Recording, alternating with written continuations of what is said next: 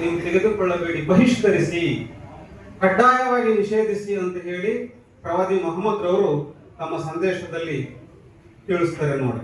ಮತ್ತೆ ಬಡ್ಡಿ ವ್ಯವಹಾರ ಮಾಡಬೇಡ್ರಿ, ಅದಕ್ಕೆ ಸಾಕ್ಷಿನೂ ಕೂಡ ನಿಲ್ಬೇಡ್ರಿ, ಅದನ್ನ ಬರೆದಿಡೋದಕ್ಕೆ ದಯವಿಟ್ಟು ಸಹಕರಿಸಬೇಡ್ರಿ ಯಾರು ಕೂಡ ಅಂತ ಹೇಳಿ ಬಡ್ಡಿ ವ್ಯವಹಾರದಿಂದ ಇವತ್ತು ಎಷ್ಟೊಂದು ಜನ ಆತ್ಮಹತ್ಯೆ ಮಾಡ್ಕೊಂಡಿದ್ದಾರೆ ನೋಡ್ರಿ. ಬಡ್ಡಿ, ಚಕ್ರ ಬಡ್ಡಿ ಇವತ್ತು ಪ್ರತ್ಯಕ್ಷವಾಗಿ ನಾವು ನೋಡ್ತಾ ಇದ್ದೀವಿ. ಇವತ್ತು ಗ್ರಾಮೀಣ ಪ್ರದೇಶಗಳಲ್ಲಿ ಬಡ್ಡಿ ತಗೊಂಡಿರ್ತಕ್ಕಂಥ ಜನಸಾಮಾನ್ಯರು ಊರನ್ನೇ ಬಿಟ್ಟು ಹೋಗಿರ್ತಕ್ಕಂಥದ್ದನ್ನ ನಾವು ನೋಡ್ತಾ ಇದ್ದೀವಿ. ಅದಕ್ಕೋಸ್ಕರವಾಗಿ ಬಡ್ಡಿ ವ್ಯವಹಾರ ಅಂತಕ್ಕಂಥದ್ದನ್ನು ನಿಷೇಧ ಮಾಡಬೇಕು. ಸರ್ಕಾರನೂ ಕೂಡ ಎಷ್ಟೋ ಈ ಬಡ್ಡಿ ವ್ಯವಹಾರವನ್ನು ತಡೆ ಹಿಡಿಯಲಿಕ್ಕೋಸ್ಕರವಾಗಿ ಪ್ರಯತ್ನ ಮಾಡ್ತಾ ಇರ್ತಕ್ಕಂಥದ್ದನ್ನ ನಾವು ನೋಡಿದ್ದೇವೆ. ನಂತರದಲ್ಲಿ ನೀವು ಬೆಳೆದ ಬೆಳೆ ಏನಿದೆ ಪ್ರಾಣಿಗಳು ತಿನ್ಲಿಕ್ಕೆ ಬಿಡ್ರಿ, ನೀವು ಬೇಲಿ ಹಾಕ್ಬೇಡ್ರಿ. ನೋಡಿ ಇವತ್ತು ಎಷ್ಟೋ ನವಿಲುಗಳು ಬರ್ತವೆ ಅಂತ ಹೇಳಿ ನಾವು ಹಾಕ್ತೇವೆ.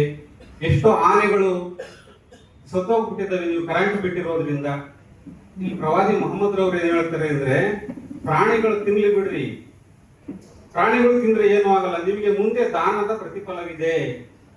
ದೇವರು ನಿಮಗೆ ಸೃಷ್ಟಿಕರ್ತನು, ಅದು ಎಷ್ಟು ಪ್ರಾಣಿಗಳು ನೀವು ತಿಂದಿರ್ತವ ಆಹಾರವನ್ನ ಅದರ 10ರಷ್ಟು ಫಲ ನಿಮಗೆ ಸಿಗ್ತೈತಿ. ಅದಕ್ಕೋಸ್ಕರವಾಗಿ ಪ್ರಾಣಿಗಳಿಗೆ ತಿನ್ಲಿಕ್ಕೆ ಬಿಟ್ಬಿಡ್ರಿ ಅಂತ ಹೇಳಿ ಪ್ರಾಣಿಗಳ ಬಗ್ಗೆ ತುಂಬಾ ದಯೆಯನ್ನ ತೋರಿಸಿರ್ತಕ್ಕಂಥವ್ರು ಪ್ರವಾದಿ ಮೊಹಮ್ಮದ್ ರವರು. ನಂತರದಲ್ಲಿ ನಿಮ್ಮ ಮನೆಯಲ್ಲಿ ಏನೇ ಇರಲಿ ಅಕ್ಕಪಕ್ಕದವರೊಂದಿಗೆ ನಿಮಗೆ ಪರಿಚಯ ಇರೋರ ಜೊತೆ ಹಂಚ್ಕೊಂಡು ತಿನ್ರಿ. ಒಬ್ಬರೇ ಬಾಗ್ಲಾಕೊಂಡು ಯಾವಾಗಲೂ ತಿನ್ಬೇಡ್ರಿ. ನಿಮ್ಮ ಮನೆಯಲ್ಲಿ ಏನಿರುತ್ತೋ ಗಂಜಿ ಆಗ್ಲಿ ಅದನ್ನ ಹಂಚ್ಕೊಂಡು ತಿನ್ರಿ ಅಂತ ಹೇಳ್ತಾರೆ. ನಂತರದಲ್ಲಿ ಧರ್ಮದಲ್ಲಿ ಬಲವಂತ ಮಾಡಬೇಡ್ರಿ. ನೋಡಿ ಪ್ರವಾದಿ ಮೊಹಮ್ಮದ್ ರವರು ಹೇಳಿರೋ ಮಾತು. ಧರ್ಮವನ್ನ ನಾವು ಬಲವಂತವಾಗಿ ಇನ್ನೊಬ್ಬರ ಮೇಲೆ ಹೇರಬಾರದು. ಅವ್ರು ಇಷ್ಟಪಟ್ರೆ, ತತ್ವ ವಿಚಾರಗಳು ಚೆನ್ನಾಗಿದ್ದಾವೆ ಅಂತ ಗೊತ್ತಾದ್ರೆ ಅವರೇ ಧರ್ಮಕ್ಕೆ ಬರಲಿ. ಆದ್ರೆ ನೀವು ಬಲವಂತ ಮಾಡಿ ನೀವು ಇಸ್ಲಾಂ ಅದೇ ಆಗ್ಬೇಕು ಅಥವಾ ಇಂಥ ಧರ್ಮಕ್ಕೆ ಬಂದೇ ಬರಬೇಕು ಅಂತ ಹೇಳಿ ನೀವು ಯಾರು ಬಲವಂತ ಮಾಡ್ಲಿಕ್ಕೆ ಹೋಗ್ಬೇಡ. ನೀವು ಪ್ರೀತಿಯಿಂದ ಬರೋದಾದ್ರೆ ಅವರೇ ಬರ್ತಾರೆ. ಬಲವಂತ ಸಲ್ಲದು ಧರ್ಮದ ವಿಚಾರದಲ್ಲಿ ಅಂತ ಹೇಳಿ ಪ್ರವಾದಿಗಳು ಹೇಳಿದ್ದಾರೆ. ನಂತರದಲ್ಲಿ ಹೇಳ್ತಾರೆ, ಈ ಜಗತ್ತಿನಲ್ಲಿ ಇರ್ತಕ್ಕಂಥ ನಾವೆಲ್ಲರೂ ಯಾರ ಮಕ್ಕಳು? ಆದಮ್ ಮತ್ತು ಹವ್ವಾರ ಮಕ್ಕಳು. ಈ ಜಗತ್ತಿನಲ್ಲಿ ಇರ್ತಕ್ಕಂಥ ನಾವೆಲ್ಲರೂ ಯಾರ ಮಕ್ಕಳು ಅಂತ ಹೇಳಿದ್ರೆ ಆದಮ್ ಮತ್ತು ಹವ್ವಾರ ಮಕ್ಕಳು. ನೋಡಿ ಇವಾಗ್ಲೂ ಕೂಡ ನಮ್ಮ ಗ್ರಾಮೀಣ ಪ್ರದೇಶದಲ್ಲಿ ಹಳ್ಳಿನಲ್ಲಿ ನಮ್ಮ ತಾಯಂದಿರನ್ನ ನಾವೇನಂತ ಕರಿತೀವಿ? ಅವ್ವ ಅಂತ ಕರಿತೀವಿ, ಹೌದು ತಾನೇ? ನಮ್ಮ ತಾಯಂದಿರನ್ನ ನಾವು ಅವ್ವ ಅಂತ ಕರಿತೀವಿ. ಆದಮ್ ಅಂದ್ರೆ ಮನುಷ್ಯ ಅಂತ, ಮಾನವ ಅಂತ, ಮೊದಲ ಪಿತನನ್ನ ಆದಮ್ ಅಂತ ಕರೀತಾರೆ. ಮೊದಲ ಮಾತೆಯನ್ನ ಹವ್ವ ಅಂತ ಕರೀತಾರೆ. ಈಗಲೂ ಕೂಡ ನಾವೆಲ್ಲ ನಮ್ಮ ತಾಯಿನ ಅವ್ವ ಅಂತಾನೆ ಕರೀತಾ ಇದ್ದೀವಿ.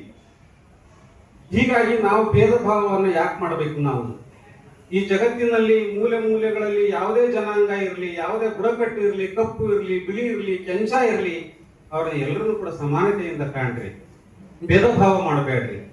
ಯಾಕಂತ ಎಲ್ಲರೂ ಒಂದೇ ತಂದೆ ತಾಯಿಗಳಿಂದ ಬಂದಿರತಕ್ಕಂಥವ್ರು. ನಾವು ತಂದೆಯನ್ನು ಇಲ್ಲಿ ಭಾರತ ದೇಶದಲ್ಲಿ ಶಿವ ಅಂತ ಕರ್ಕೊಂತೀವಿ, ಪಾರ್ವತಿ ಅಂತ ಕರ್ಕೊಂತೀವಿ. ಇವರು ಗಂಡ ಹೆಂಡತಿ. ಭಾರತ ದೇಶದ ಮೂಲ ನಿವಾಸಿಗಳು. ಶಿವ ಪಾರ್ವತಿ ಅಂದ್ರೆ ದೇವರಲ್ಲ, ಈ ಭಾರತ ದೇಶದ ಮೂಲ ನಿವಾಸಿಗಳು. ಶಿವನನ್ನು ನಾವು ದಕ್ಷಿಣೇಶ್ವರ ಅಂತ ನಾವು ಕರಿತೀವಿ. ದಕ್ಷಿಣೇಶ್ವರ. ಈಗ ಆದಮ್ ಎಲ್ಲಿ ಬಿದ್ರು ಅಂತ ನಿಮಗೆ ಗೊತ್ತಲ್ಲ. ಆದಮ್ ಪ್ರಪ್ರಥಮವಾಗಿ ಬಿದ್ದಿದ್ದು ಎಲ್ಲಿ ಅಂತ ಹೇಳಿದ್ರೆ ನಮ್ಮ ಭಾರತಕ್ಕೆ ಸೇರಿದಂತ ಶ್ರೀಲಂಕಾದಲ್ಲಿ, ಹೌದು ತಾನೆ? ಆದಮ್ ಅವರು ಆಕಾಶದಿಂದ ಧರೆಗಿಳಿದಿದ್ದು ಅಥವಾ ಬಿದ್ದಿದ್ದು ಅಥವಾ ಅಲ್ಲಿ ನಮಗೆ ಗೋಚರ ಆಗಿದ್ದಿಲ್ಲಪ್ಪ ಅಂತ ಹೇಳಿದ್ರೆ ಶ್ರೀಲಂಕಾದಲ್ಲಿ. ಶಿವನಿಗೂ ಕೂಡ ದಕ್ಷಿಣೇಶ್ವರ ಅಂತ ಕರೀತಾರೆ. ಶಿವನನ್ನು ಕೂಡ ನಾವು ದಕ್ಷಿಣೇಶ್ವರ ಅಂದ್ರೆ ಇಲ್ಲೇ ಶಿವ ದಕ್ಷಿಣದಲ್ಲೇ ಇದ್ದಂಥವನು ಅಂತ ಹೇಳಿ ನಾವು ಕರ್ಕೊಂತೇವೆ. ಹೀಗಾಗಿ ನಮ್ಮೆಲ್ಲರ ತಂದೆ ತಾಯಿಗಳು ಮೂಲ ಏನಿದ್ದಾರೆ ಅವ್ರು ಇಬ್ಬರೇ. ಆ ಇಬ್ಬರು ದಂಪತಿಗಳಿಂದ ಆದಮ್ ಮತ್ತು ಅವ್ವ, ಅದನ್ನ ಬೈಬಲ್ ನಲ್ಲಿ ಆಡಮ್ ಅಂತ ಕೂಡ ಕರೀತಾರೆ. ಹೀಗಾಗಿ ನಾವೆಲ್ಲರೂ ಕೂಡ ಒಂದೇ ದಂಪತಿಗಳಿಂದ, ಇಬ್ಬರು ದಂಪತಿಗಳಿಂದ ಈ ಮಾನವನ ಜನ್ಮ ಉಗಮ ಆಗಿ ಏನಾಗೈತೆ ಅಂತ ಹೇಳಿದ್ರೆ ಮಾರ್ಗದರ್ಶಕರ ಕೊರತೆಯಿಂದಾಗಿ ಜಾತಿಯ ಭೂತಗಳು ಹುಟ್ಟುಕೊಂಡ್ವು. ಮಾರ್ಗದರ್ಶಕರಿಲ್ಲ. ಮಾರ್ಗದರ್ಶಕರ ಕೊರತೆ ತುಂಬಾ ಕಾಡಿತ್ತು ಈ ಜಗತ್ತಿನಲ್ಲಿ. ಮಾರ್ಗದರ್ಶಕರು ಇದ್ರು, ನಮ್ಮಂತ ಮಾರ್ಗದರ್ಶಕರು ಏನಿರ್ತೀವಲ್ಲ, ನಮ್ಮಂತ ಸ್ವಾಮಿಗಳು ಹೊಟ್ಟೆ ಪಾಡಗೋಸ್ಕರ ಬರೀ ಸುಳ್ಳು ಹೇಳೋದು, ಸುಳ್ಳು ಕಥೆಗಳನ್ನು ಸೃಷ್ಟಿ ಮಾಡ್ಕೊಳ್ಳೋದು, ಅಥವಾ ಪುರಾಣಗಳನ್ನ ಹೇಳೋದು, ಪುಂಡರ ಗೋಷ್ಠಿಗಳನ್ನ ಮಾಡೋದು, ಬರೀ ಸುಳ್ಳು ಕಥೆಗಳನ್ನ ಹೇಳ್ಕೊಂಡು ಹೊಟ್ಟೆಪಾಡಿಗೋಸ್ಕರ ನಮ್ಮಂತ ಸ್ವಾಮಿಗಳು ಜೀವನ ಮಾಡ್ತಾ ಇದ್ವಿ. ಸತ್ಯ ವಿಚಾರವನ್ನ ಹೇಳ್ತಕ್ಕಂಥದ್ದು ಇವತ್ತು ನಾವು ಧೈರ್ಯ ಮಾಡ್ತಾ ಇಲ್ಲ. ಹೇಳ್ತೀವಿ ಅಂತ ಹೇಳಿದ್ರೆ ನಮ್ಗೆ ಹೊಡಿತಾರೆ, ನಮ್ಮನ್ನು ದೂರ ಮಾಡ್ತಾರೆ ಅಂತ ಹೇಳಿ ನಾವು ಜನಗಳಿಗೆ ಹೆದರಿಕೊಂಡು ನಾವು ಇವತ್ತು ಸುಳ್ಳನ್ನು ಹೇಳ್ತಾ ಇದ್ವಿ. ಆದ್ರೆ ಪ್ರವಾದಿ ಮೊಹಮ್ಮದ್ ರವರು ಸುಳ್ಳು ಹೇಳಿಲ್ಲಲ್ಲ, ಇಲ್ಲಲ್ಲ, ನೀನಲ್ಲದೆ ಮತ್ತಾರು ಇಲ್ಲವಯ್ಯ, ಇನ್ನೊಬ್ಬನಿಗಲ್ಲದೆ ನಾವು ತಲೆಬಾಗಲಾರೆವು, ನಿನಗಲ್ಲದೆ ನಾವು ಶರಣು ಅಂತ ನಾವು ಯಾರಿಗೂ ಹೇಳಂಗಿಲ್ಲ. ಹೇ ಪರಮಾತ್ಮ, ಸೃಷ್ಟಿಕರ್ತ, ದಯಾಮಯ, ಕರುಣಾಮಯ, ಪಂಚಭೂತಗಳ ನಿರ್ಮಾತೃ, ಸರ್ವಜ್ಞ, ಸರ್ವರ ಪಿತ, ನಿನಗಲ್ಲದೆ ಇನ್ನೊಬ್ಬರಿಗೆ ನಾವು ತಲೆಬಾಗುವುದಿಲ್ಲ ಅಂತ ಗಟ್ಟಿ ಧೈರ್ಯವನ್ನು ಮಾಡಿದ್ರು ಪ್ರವಾದಿ ಮೊಹಮ್ಮದ್ ರವರು.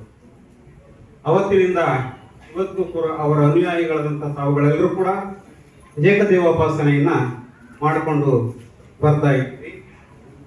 ಹೀಗಾಗಿ ಪ್ರವಾದಿ ಮೊಹಮ್ಮದ್ ರವರ ವಿಚಾರ ಸಂದೇಶಗಳು ಜಗತ್ತಿನಾದ್ಯಂತ ಪ್ರಚಾರ ಆಗಬೇಕಾಗಿದೆ.